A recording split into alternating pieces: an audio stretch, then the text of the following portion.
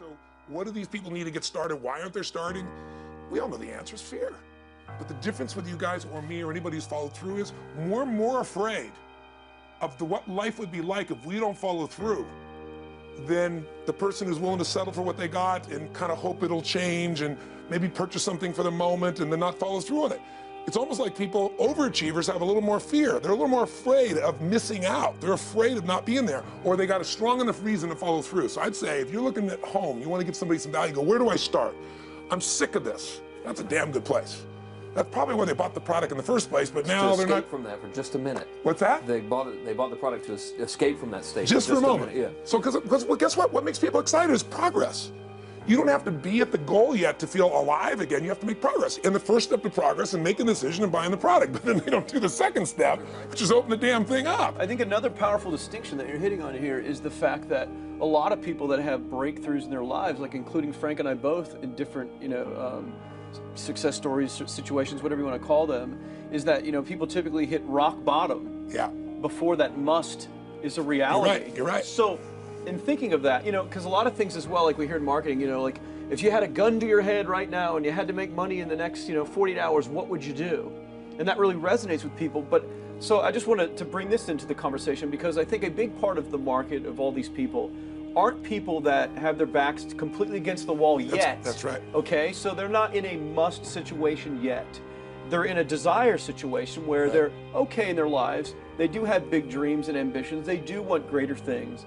But it's not pushing them yet to the point where they will do what it takes to master something. Must. So what do you think? How do people go from not having their backs against the wall when they have no choice to say, I'm totally sick of this, to conditioning their minds to go from their situation where they are, which may be okay, to getting something greater? Well, think about this. What pisses you off and what excites you is all relative. $300 a week, no, $2,500 excites him more, that memory to this day, than even the $1 million, he did in his first 24-hour version, right? Or you breaking the 4-minute mile, $1 million, that must have been out of your mind. Tell me about that for a second. What did that feel like? You make $1 million in 24 hours, nobody in history of the internet's done it. Euphoria. Yeah. It's unbelievable. What was your... It wasn't even about the money. That's exactly right. That's exactly right. It wasn't really about the money. No, it wasn't. I wasn't thinking like, oh, that's how many cars I can buy. No. It just wasn't. It was just breaking through like another barrier of progress. So at that point, it wasn't about your back to your wall. At that point, what it was really about... It was a further point for my fear, is what it really was. Further point for your fear, and for some people, and I think in some cases, it's also a recognition of who I am and what I'm capable of. So for somebody whose life is already great, this is about, what if I could take on another skill that could create more freedom for my life? And just saying, I'm not having to go out and try and do it all perfectly right now. What I'm gonna do for the next 8 weeks, I'm gonna create a little ritual. I'm gonna do one thing a day to condition my mind, right? So that I get strong, so I follow through. I'm gonna read something, I'm gonna listen to something, I'm gonna immerse myself, I'm gonna go for an intense jog, or I'm gonna go lift weights, but I'm gonna do it consciously to get in a state where I'm gonna follow through. That's number one, because people follow through when they're in state. Second, I'm gonna get clear about why this is a must for me. Not because my back's against the wall, but because I wanna master an area of life that could create some freedom. I'm not gonna master it overnight, but I got the system, I got the plan. I'm gonna do one thing a day, I'm gonna work on one subject a week. This week's gonna be about figuring out what the right product or industry is. Next week's gonna be basics of building traffic. And each week I'm gonna make a little progress, and I'm gonna get to a goal, whatever that is. I'm gonna make $1,000, my $300 in a week. I'm gonna get to my $2,500. That first $2,500 is the most exciting. Unbelievable. The first $300. I remember it's the most life-changing too. It is the most life-changing. I remember I was supposed to be a truck driver, making $24,000 a year because I'd be making the most anybody in my family had ever made. How'd that work out for you? Yeah, real well. Thank God I'm not driving a truck, right? I think you could pull the truck. I figured out I could pull it with my finger, man. I could do it with my teeth. I could pull it with my teeth, right? 36 grand a year was the goal. If I could make 3 grand in a month. When I did that, I was out of my mind. And then it was like, could I make 10 grand a month? Then it was 10 grand in a day, then 100 grand a day. Then could I make $1 million in a day? I had a day where I made $400 million in a day. The stock value of the company I took public, my personal stock. But it was probably after I did it, though, so it doesn't really count. I'm just joking. You're right. People don't remember who was first, Tony. 400 million, $1 million. Yeah, who cares? Who cares? No, I'm not saying that's it's brag. amazing, though. I'm not saying no, brag. of course. It's because they told me when I was on stage, I had this audience of about 15,000 people at the Continental Center. It was during a stretch break. I was doing what I loved, rocking the house. Everybody's going crazy. And they go, the stock's worth $400 million right now. I was like, wow, that's cool. It's like, okay, I don't want to sound stupid. It's like, what's next? And I went right back to what I loved. Once you break through, then it just becomes a game. The people that are getting your products have not yet broken through in most cases. The breakthrough happens by conditioning your mind every day, by feeding it a role model or story. It's putting yourself in a peak state when you follow through by getting physically strong. It's creating a little ritual of doing a little bit each day, and then you get momentum. But the most important thing of all is what we start out with. Why? Absolutely. Why is it a must for you? It doesn't have to be you're against the wall, but it has to be something you're hungry for, because the only difference in people is hunger. And if you're not hungry, get around people that are hungry and something will hit you. You watch a conversation, you get around people that are doing better, and all of a sudden you start going, my life sucks. I remember I went to a guy in LA. He's one of the most multi-billionaire guys, I'll never forget. And I lived in the Del Mar Castle, and I was really proud. That was like the symbol of me having taken myself from being poor to providing for my family this great place. It's built from castles in Europe overlooking the ocean, not far from you. And I went to this guy's house. He's a billionaire. He took me down to his wine cellar, and I don't even drink wine. Went through this whole thing. At the end of the night, I was depressed. I lived in the Del Mar tenement, as far as I was concerned. I really was. I was like, I live in a crappy place, and all my standards changed. All of a sudden, I wasn't willing to settle for living that. All of a sudden, my back was to the wall in a different way, because as a man, I knew I was capable of more. So people can change their standard by getting around where it's better. People can change their standard by getting associated with what's true, like the bills they gotta solve, the problems they gotta do it. Or they can do it because they're excited, because it's something new they wanna take on. Everyone's different, but they gotta find the why, and they gotta come up with some daily rituals to get them going, and just do a step at a time. That's where you get momentum. Awesome. That is awesome. So, think about what's the holy grail between somebody taking action or not. It's one word: certainty. When somebody is absolutely certain, the common word is believe, right? But you can believe at a general level, or you can believe with certain. When you're absolutely certain that if I do this, it's gonna get that result, and that result's gonna change my life, you'll do it. When you think it absolutely is not gonna work, you're never gonna do it. The middle no man's land of maybe it'll work, maybe it won't, that's the piece that kills people, right? So if it's a must for you, you gotta make it work, right? In our case, right, as an example. If it's not a must for you and you're not sure, you don't know what to do. So years ago, I'd look around and say, okay, how do people get themselves to follow through that haven't been following through? What's the difference? And I started interviewing hundreds of people, literally, and eventually thousands, because I had thousands of my events. So I'd ask the group to give me their feedback. And I came up with this model. It's like the holy grail of belief, or the holy grail of momentum. It's like the difference between what makes the rich get richer and the poor get poor, right? And the difference we all know is mindset, but like, how's that built? So this is what I did. I created these stupid four little boxes, and I'll scribble it here for you. You think about the first thing that determines whether you can do something or not, and I put that in this first box at the top here on the left side, and it's potential. Like, what's the potential of a human being? Like, when you guys started, you proved something no one had done in history. You ran the 4-minute mile, right? For golly knows how many centuries, they're trying to run a 4-minute mile. Roger Bannister does it. How did he do it? You did it in this industry, right? You made $1 million in a day. No one had ever done that in history, right? After you did it, a bunch of other guys are doing it in case it became possible. Roger Bannister didn't just go physically practice. He made a shift in his head. He practiced in his head because he could never achieve it physically, so he had to change in his head first so that the result became certain enough he believed it, and then his body got him through. After Roger Bannister ran that 4-minute mile, within 2 years, 37 people ran a 4-minute mile.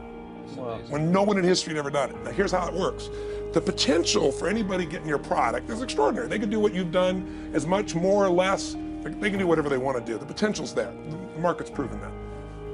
Whether or not they tap into that potential has a lot to do with what action they take, which is the question you came to me with, right? Like, God, they all this potential, but they're not taking action. And we all know that the action they take is going to determine the results they get. That's pretty obvious. So most people have a belief about what their real potential is no matter what you tell them. And that affects how much action they take. And of course that affects the result. And then ironically, that result reinforces their belief. And then that belief affects it. So I'll give you an example. Let's say a person has unlimited potential, we all agree. But they take little action, little results. Why? Because they have to start with a problem with their belief. They don't believe it's really gonna happen for me. Maybe for Frank Kearns, because he's got the cool hair and stuff, or maybe it's for you because you're so driven, but it's not me. Maybe Tony Robbins, because he's a freak, got these big teeth. Whatever their thought process is, right? They got this thing, right? But what happens is, if you believe that there's very little potential, how much action are you gonna take? Nothing, little. And when you take little potential with a little action, what kind of results do you get? lousy little results. And when you get little results, what does that do to your belief? You go, see, I told you this was a waste of time, told you this wouldn't work. And then what happens? You tap even less potential, you take even less action, you get even worse results, and your belief gets even weaker. And this sucker feeds on itself until you are in a downward spiral. It's poisonous. It's poisonous and it's self-fulfilling. Now, what if something could happen that could come along and fill you with a sense of absolute certainty? Not like I believe, but where you know. In you guys' case, mine as well, we knew because we had to. Because we burned the boats, there was no other option. We had to find a way. We weren't going to live that way. We all did it in different ways and for different reasons, but in essence, that was it. If you get yourself in a state of certainty that this is going to work, I'm going to find the way, and if this doesn't work, I will make the way, then you tap a lot more potential. And when you're certain in your potential, you take massive action. When you take massive action, you really believe in something, you get great results. When you get great results, your brain goes, see, I told you I was a stud. I told you this thing would work out. Now you're even stronger. You tap more potential, take greater action, greater results. That's how you went from $300 in a week to $2,500 in 5 days to $100,000 in a month to $1 million in a day. Same thing with you. And we get momentum. That's why the rich get richer and the poor get poorer. Now some people go out and they go, well, I'm going to take a bunch of action. All right, I'm going to open this product. I'm going to try it. And they'll say to you, I even did it. But it's like a salesman who goes and knocks on the door, and he knocks on 100 doors and says, you don't want one of these, do you? yeah, exactly right. You know? And even if he doesn't say it verbally, his face says it because he doesn't believe it's going to work. So his voice, his body, the execution is so weak. Maybe if he talks to 100 people, somebody's going to buy out of pity. They don't want his kids to starve, right? But he's not going to get the result. So the core difference in people is how do you produce certainty when the world isn't giving it to you? You go out and you try, in your case, you're 100,000 in debt, and nothing's working. How do you keep yourself going? The way you did it, the way I did it, the way you're doing it, we may not have done it consciously, is we didn't change our potential, that was there. And it wasn't even taking more action. Taking more action with a belief it's not gonna work, it's not gonna change anything. We got results in our head that made us feel certain as if it had already happened. True or false for you? True. All right, so give me an example so people know I'm not just making this crap up. Well, I mean, just like when I had nothing, I already knew I was driving like Ferraris and Porsches and stuff because I always wanted those cars. I already knew I was going to have them. It was inevitable. Right. I inevitably, that was just my inevitable outcome. But how did you do that? Did you have a ritual? Did you think about it regularly? Was it one time you thought about it, or was it something you had an obsession towards? I had an obsession towards it. I mean, I used to work in a video store, which was the last job I ever had in my life. Thank God. And I used to go to work almost every day, and I used to bring 2 magazines with me to read on my breaks. Entrepreneur magazine, just to read about business and everything else, to read about what other people are doing, look for role models. And I used to carry an auto trader with me. And I used to look at Porsches that were for sale. Yeah. And people always used to ask me, what are you doing with that auto trader magazine? I'm like, well, I'm just picking out the Porsche that I'm going to buy. Right. Which probably got you a lot of crap. I did. People made fun of me. Sure. I actually had a boss at that job tell me, you really shouldn't do that to yourself, John, because it's very, very likely that is never going to happen. That it's very likely that you're never going to have that car. Yeah. That's the kind of belief he was trying to put in my head. And I was like, no, you don't realize that it's inevitable that I will drive here sometime in the near future with that car when I'm not working for you and drop movies off for you to put back on the shelf. And that actually happened. And it was one of the most fulfilling days of my entire life. And the great thing was when I pulled up in this car, I was in my mid-20s. Yeah. A car that most mid-20s. What kind of car was it? It was a Porsche 911 Turbo. It was a convertible and everything. It was a beautiful car. It was one I always dreamed of having. But for a few years I always circled the ads of which ones I was going to buy. Well, when I finally got it and I pulled up at the store, I had all these people. Some people that were still working at this $7 an hour job were there years after I left. And I'll never forget this, even the boss and stuff, and the reaction of the people was like, wow, that is awesome. Yeah. Is that your dad's car? And all I said to them was, not exactly. Good for you. And I just smiled and just left. But it was, it's the weirdest thing, but I just knew it was going to happen. But you knew it because I conditioned myself you to did it over and over again. Yeah. When I was in high school, I was not a popular kid, but I was passionate and intense, and I'll never forget. Some particular girls gave me some crap, and a guy too. And I wrote in their journals or their annual yearbook at the end, I wrote, someday, I said, you treated me like hell. Someday I'll be rich and famous, and you'll be an effing truck driver. And you'll be sitting there, I'll be with with this beautiful woman of my life, rich, and you'll be watching me on television thinking, you wish you would have treated me better. I actually wrote this shit in people's annuals because I went to a 10-year high school reunion. People showed me this stuff, great. right? But it's like, I burned the bridges, baby. I was like, this is how it's gonna be. So I'll give you a perfect example of this. You know, they did studies, many have been done at this element, where they want to say, how much does the mind affect performance? So take basketball. I've worked with a lot of NBA players and turned them around, and one of the problems many of them have is they'll choke on the free throw line. You know, well, everybody knows in that case, if you normally shoot really well and now you're not, something's interfering, something's getting in front of your state, some uncertainty, right? Obviously. So they take a group and say, we're gonna make them better. How do you make somebody better who's got this mental block? So they take a group of guys and they're gonna do free throws, and they do one group where they just practice for 6 weeks. Totally intense practice, and I forget the number of free throws, but they gotta do this many free throws every day. Take a second group and they have them not practice at all. Obvious. And they take a third group and they don't let them touch a basketball. All they do is have them practice in their mind, but the key is, it's not practice makes perfect, it's perfect practice makes perfect, as corny as that sounds. So these guys see themselves making the shot every single time, conditioning their mind and body that it's perfect every time. They're not interrupted by a reality that would screw with them. So at the end of 6 weeks, they tally it up, and now they give them a test to see who has the highest free throw percentage, success. What do you guess it's gonna be? Well, the obvious person says, obviously it's not the guys that didn't practice, but which one is it? The mind, or is it the ones that actually practice? I'm assuming the mind. Yeah, you would assume it because it's true. Right. You intuitively know the truth, that practicing's not enough. It's getting yourself so certain so many times that now when you go to do it, there's no hesitancy and you execute. It's having that absolute certainty that makes you tap your full potential, take massive action, get massive results, be reinforced to having stronger belief. This is what makes somebody a star at anything. So, how on earth could I think such thoughts? Because you were stuck in a fear place, and when people get in fear, they focus on significance and certainty. And those are both important human needs, but they should only happen after we first love. And then the significance is a beautiful significance, the significance of wanting to give significantly, love significantly, contribute significantly. And then certainty lasts because it has the vibration of love in it, not the vibration of control in it. Tony Robbins is perhaps one of the country's best-known motivational speakers and life strategists, and during tough times like these, a little strategy can't hurt, and a little cheering as well. Well, Tony was here earlier this morning talking about using fear to your advantage, and now he's back to answer your email questions. Hey, Tony, thanks for sticking around. Thank you. Well, let's get right to it, because we've got Lisa in Virginia, and she's trying to stay positive. She writes, it's hard enough to keep myself positive in the way the markets are going these days, but it's even harder when my husband is very nervous and is making me more nervous too. How do I deal with the situation when I'm having to keep both of us from worrying too much? I'd say the first thing you got to do is educate yourself. And what I mean by that is educate yourself about people who've done well in these tough times. Because it's happened before. I mentioned earlier Sir John Templeton, the greatest investor of all time. He made all of his money when markets were crashing. And so I put him on our site, thepowerofcrisis.com. And you can go watch that. Let your husband watch it. You watch it and educate yourself. Second thing is, I've been coaching for 16 years now, one of the top 10 financial traders of all time.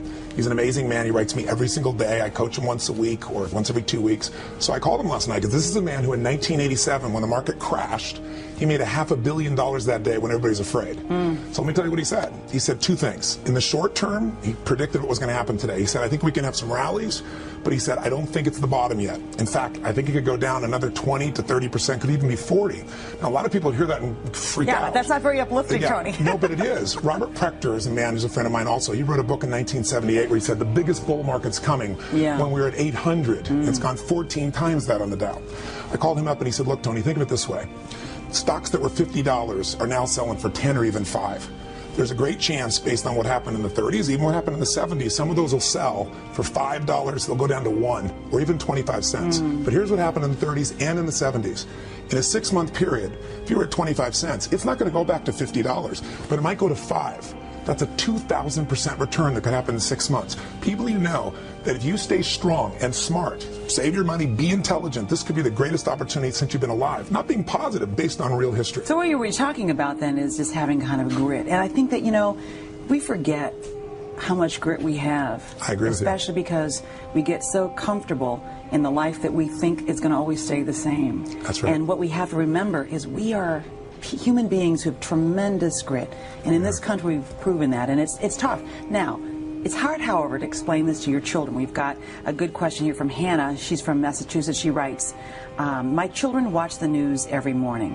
How do I make sure that they know what's going on in this crisis, but don't get them scared about their lives and our family's welfare? This is a big issue.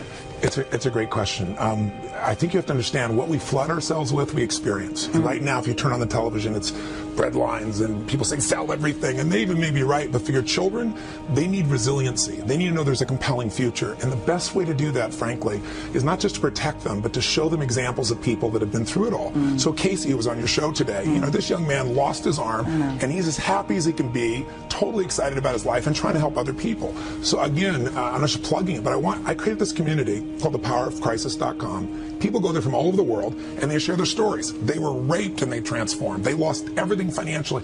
And at the end of it, they'll tell you how I'm better today. If I know at the time I didn't want it to happen, but if it hadn't, I wouldn't be who I am today. I'm happier, I'm stronger, I'm richer inside. And I think if kids hear enough examples of like that, it starts to stick. Whatever you feed them, they're going to experience. You've got to feed them those great examples. My dad always told me that tough times are going to make you stronger. That's right. That's always a thing to say. Okay, Roger from New York, he worries that his own worry has gone beyond his control. He writes, what do I do when I feel the fear paralysis that happens when my mind starts to run wild? It seems like there is a cascade of doom and gloom thoughts, and I can't seem to take any action. I just worry. You know, people who are not used to having that emotion are having it these days. Well, we've all had it at different times of our lives. We just forget. And I think what he has to do is, what's a time in your life that you had an enormous crisis, but what pulled you through? Again, we have people go through on that site and answer 5 questions. And what it basically does is help you figure out, where was this crisis before? You may have even forgotten about. What pulled you through? What belief? What strategy? What experience?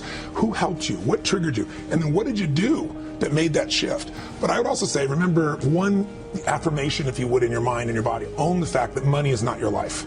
This is just money. I mean, when I was told I had a tumor in my brain, later on, years later, when I thought I might lose my wife to cancer, I'm going to tell you something. Money doesn't matter at all. But when we get focused on what matters most, we're there. So I mentioned earlier, getting physical is really important because fear is a physical thing. So if you sit around and think about it, not just exercise, going for an intense run, lifting weights, something that pumps the blood and oxygen through you, because when you do that, your entire psychology changes. You see the world through a different place. So I'd say it's contrast of other people's great stories. Model the best that's in you. When have you been through these things before? You've been resilient if you're honest with yourself, and get totally physical and make that a ritual for you. And then you'll start to look for role models of how to turn things around. Can I add one? Yes, please. Hug people. Oh, I love that. Well, come here. Come here. Hug people. And just, you know, and embrace human beings who are all around you, and make sure that you're a good friend so that they can be a good friend to you, and you'll feel better. I think the most important thing you do is get outside yourself.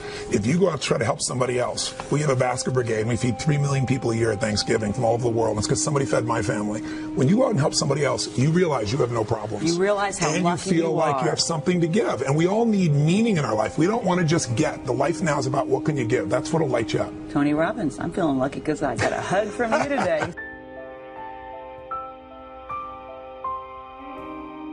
We are back now at 7:46. If you're scared stiff these days about the economy, you're not alone. But peak performance coach and life strategist Anthony Robbins says you can actually use fear to your advantage as you chart a path for the future. Hey, Tony, good to have you back. Thank you, man. You were here not long ago, and you talked about at these times you need to be prepared. It was all about preparation. But could anybody have been prepared for the kind of times we're seeing right now? Well, can anybody be prepared for what Casey just experienced? Or your cameraman Ken, I guess you reported on him a few weeks ago, and I met him backstage talking about cancer. We have to prepare ourselves psychologically, emotionally, because the world has changed forever. We have gone through a transition to winter, and it's affecting everybody. I'm getting thousands of people emailing me, coming to the street and saying, well, what do I do? What do I tell my son or my daughter? Or am I going to have a future? And the interesting thing is it's the only time since 9/11 that I've seen in my lifetime where everybody's affected, the billionaire and the barber. We're in it together right now. So for the person who has seemingly lost half of their retirement account, they're not sure they can pay their mortgage, they certainly can't pay for gas on a daily basis, what do you tell them? Concrete advice to do now? You know, if I just say something, it sounds like positive thinking. So I created a site called The Power of Crisis. And what I've got people from all over the world doing is sharing their stories. Because what we need are role models. We need to know we've been through this before. If you haven't been through it financially, maybe you're through it through health, or maybe with your family. If you've got somebody who's been raped, or somebody who's been robbed, or somebody that lost everything, and then you see how they changed their life.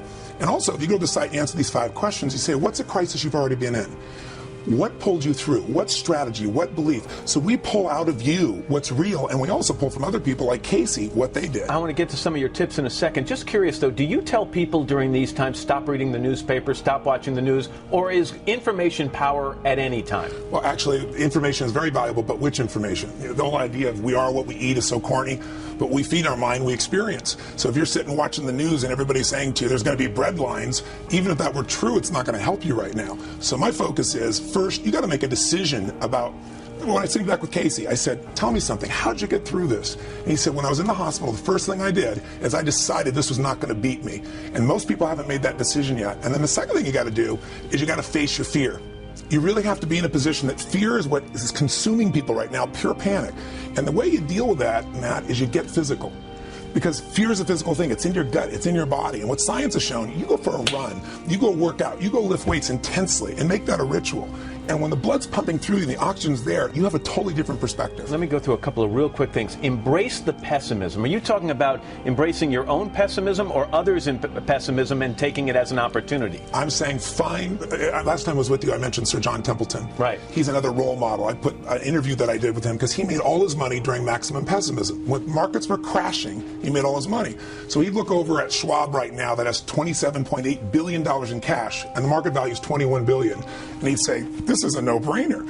So what I really want people to do is see how to model that. So I put my interview on thepowerofcrisis.com so you can learn from Templeton himself how to change, how to use pessimism to your advantage. And lastly, in about 30 seconds left, you said something else to me last time. You said this is a great time when you're hurting personally to go out and offer help to other people. Not only do you help that person, but it does something for your own psyche as well. Casey did that. Ken did that. I tell people that this is the most important thing to remember. The season's changed.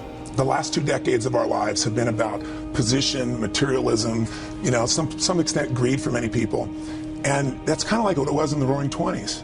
What happened when the Depression happened is the value system completely changed. What were the 40s and 50s about? It wasn't what do I get, it's what do I give. You knew your neighbor. You cared more about your family. You were there. It was about love. And when people die, I've been there with people as they pass.